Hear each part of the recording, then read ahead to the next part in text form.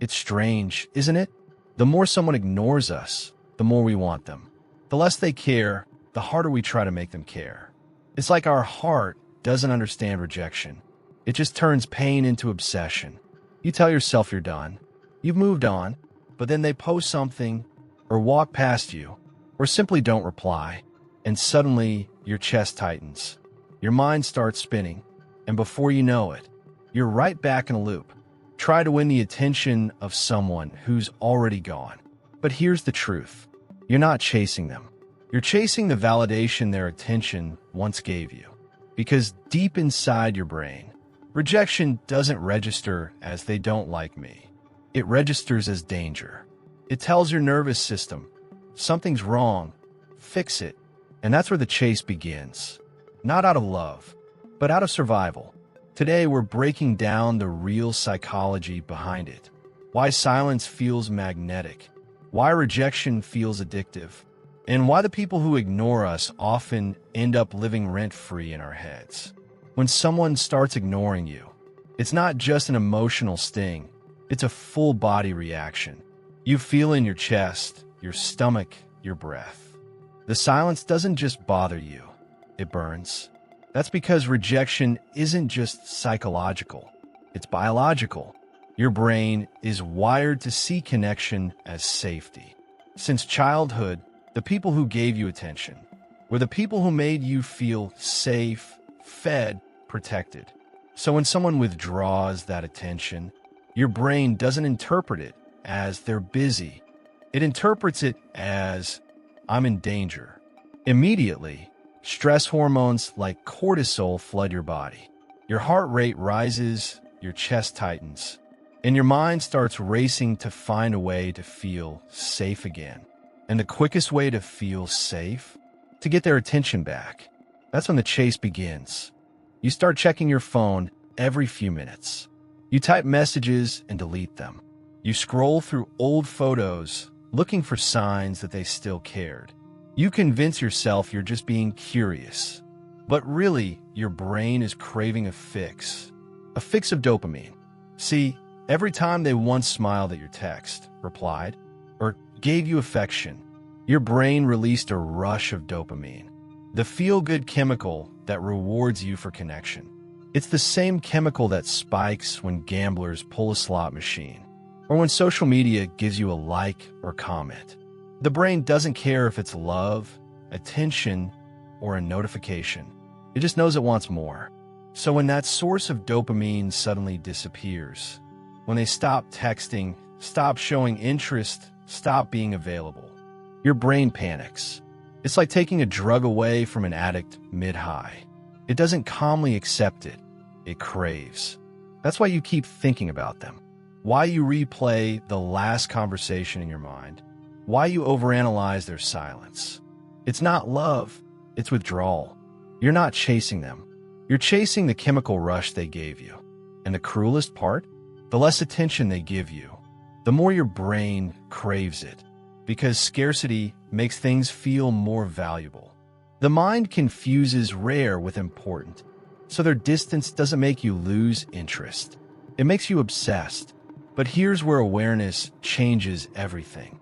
Once you understand that this reaction is biological, not emotional, you can begin to regain control. The next time you feel that urge to text, to chase, to check their profile, pause and name what's happening. This is my brain looking for dopamine. This isn't love. This is withdrawal. That moment of awareness gives you power because you stop reacting automatically.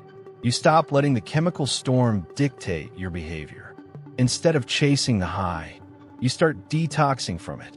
Start replacing that chemical craving with real regulation. Go for a walk. Breathe. Call a friend who actually responds. Do something that makes you feel grounded instead of anxious.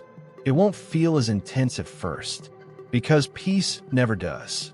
But over time, your brain begins to rewire. It learns that attention doesn't equal worth, and silence doesn't mean danger. That's when the craving fades. Not because they came back, but because you finally did. If there's one thing the human brain hates more than rejection, it's uncertainty. not knowing where you stand, not knowing if they care, not knowing if they'll come back or disappear again. Ironically, that uncertainty is what makes the chase so powerful. When someone gives you affection one day and silence the next, your brain doesn't move on, it gets addicted. It's a psychological trap known as intermittent reinforcement.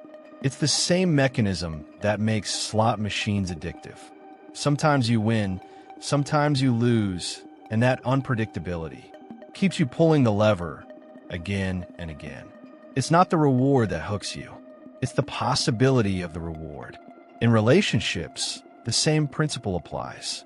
When someone gives you small bursts of attention, a random message, a sudden compliment, a quick apology after days of silence, your brain floods with dopamine. And that single hit is powerful enough to erase days or weeks of emotional neglect. You start telling yourself stories. Maybe they do care. Maybe they're just busy. Maybe I'm overreacting. You confuse inconsistency with complexity. You call their mixed signals chemistry. But in truth, it's not chemistry. It's confusion. It's your nervous system on a roller coaster, confusing adrenaline with passion. That's why predictable people sometimes feel boring. Your brain isn't used to stability, it's used to spikes. You've been trained by inconsistency to see calm as dull and chaos as exciting. But that excitement isn't love. It's anxiety dressed up as desire. And every time you chase it, you strengthen the same neural pathways that keep you stuck in unhealthy patterns. So how do you break it? You stop feeding the unpredictability loop. You stop playing the maybe game. When someone keeps giving you mixed signals, showing up when it's convenient, disappearing when it matters, you stop asking, why are they doing this? And start asking, why am I tolerating this? That shift in perspective changes everything. Start noticing how you feel after an interaction, not during it. If you feel drained, anxious, or confused, that's your body telling you this isn't connection. It's manipulation by inconsistency. The people who truly care about you won't leave you guessing.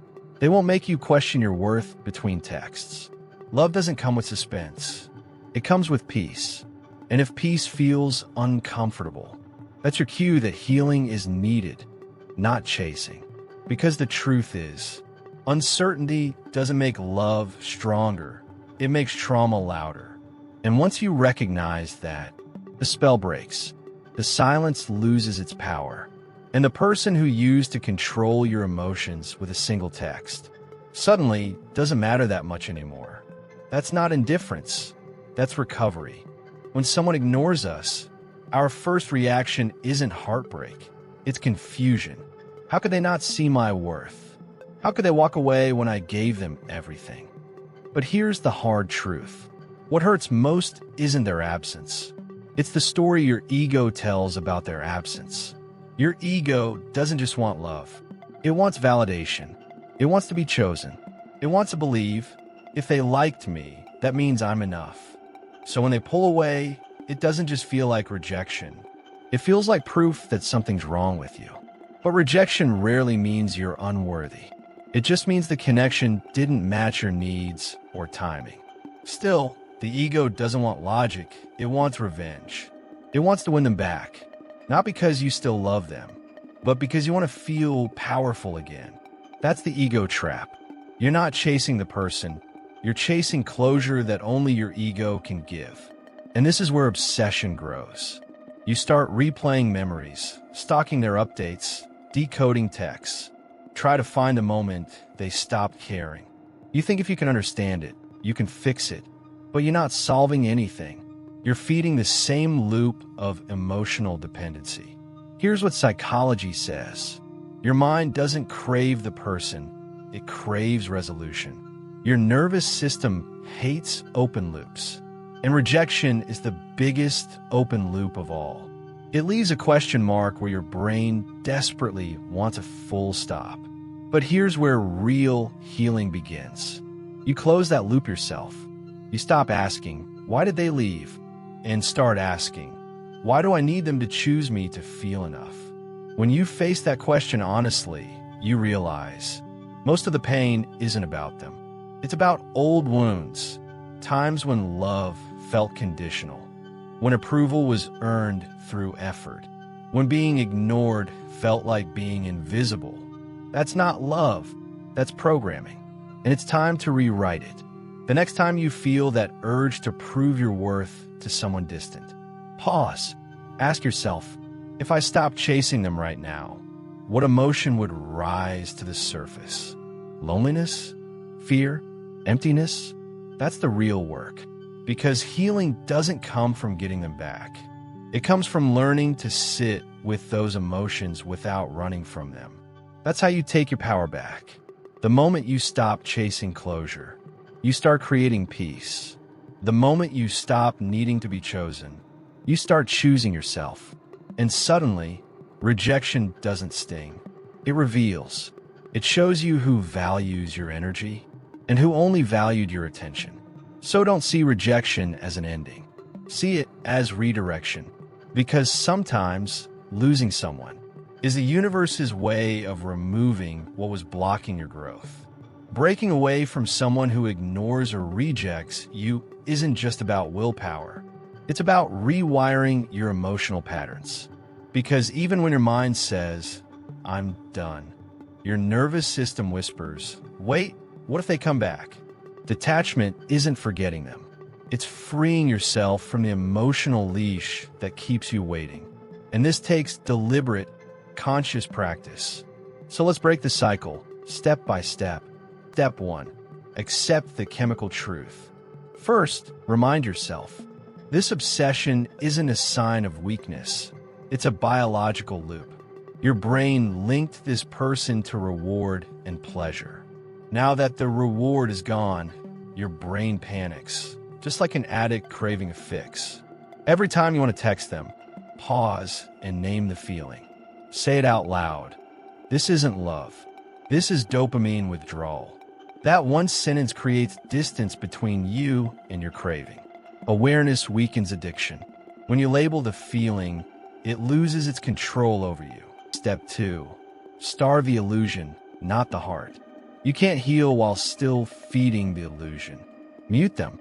Unfollow them. Archive the chats. You're not being dramatic. You're detoxing your mind. Think of it this way. Every time you check their profile or scroll their pictures, you give your brain another microdose of the drug it's trying to quit. You can't move on from something you keep rewatching. So go no contact, not to punish them, but to retrain your reward system. You're teaching your brain that peace, not chaos, is the new normal. Step 3. Redirect the obsession. Here's where most people fail. They try to stop thinking about that person, but the brain doesn't work that way. You can't just delete an emotional habit. You have to replace it. Channel that mental energy into something that creates the same dopamine, but for you. Work out. Learn a skill. Create something. Set small daily goals and celebrate every one of them. Each tiny achievement gives your brain a healthy dopamine hit. Slowly, you start associating satisfaction with self-progress, not their approval. Step 4. Rebuild your inner dialogue. After rejection, your inner voice turns cruel. I wasn't enough. If I were better, they'd have stayed. But that voice isn't the truth. It's an echo of old wounds. Start catching those thoughts in real time. Whenever self-blame appears, replace it with objective reality. Say, their choice doesn't define my worth. Repeat it, even when it feels fake. Because repetition isn't lying to yourself. It's reprogramming your belief system. Step 5. Turn rejection into redirection. Every heartbreak has a hidden lesson. It shows you what part of yourself needs healing. If you constantly attract emotionally unavailable people, maybe it's because you learned to chase love instead of receive it. If silence triggers anxiety, maybe you were taught that love had to be earned. Write out. Journal, not about them, but about you. Ask yourself, What did this situation reveal about my patterns? What am I truly craving when I chase them? Love or validation? That's how you shift from pain to power. Step 6. Reinforce self-connection. The final step is simple, but sacred. Spend time with yourself the way you wish they had spent time with you. Listen to music, eat slowly, walk without your phone. Make peace with your own company. Because the moment's solitude feels safe. No one's absence can shake you again. Detachment isn't coldness. It's clarity. It's the quiet confidence that says, I don't need to chase love. I am already worthy of it. And when you truly embody that, you stop chasing those who ignore you. Because real love doesn't play hide and seek. It sees you, chooses you, and stays. In the end, it's not about who ignored you. It's about what their silence taught you. It taught you that love shouldn't feel like waiting for a message that never comes. It taught you that attention isn't affection. And most of all, it taught you that peace feels better than being chosen. Because once you learn to give yourself the same love you kept begging others for, you stop chasing and start attracting. You stop needing people to validate your worth. Because you finally realize you were never unlovable. You were just offering your heart to people who didn't know how to hold it. So if this message hit you deep, don't just scroll away. Sit with it. Let it remind you that your healing is already in motion. And if you want to keep understanding the psychology behind love, attachment, and the mind, make sure to subscribe. Because here, we don't just talk about feelings. We decode them.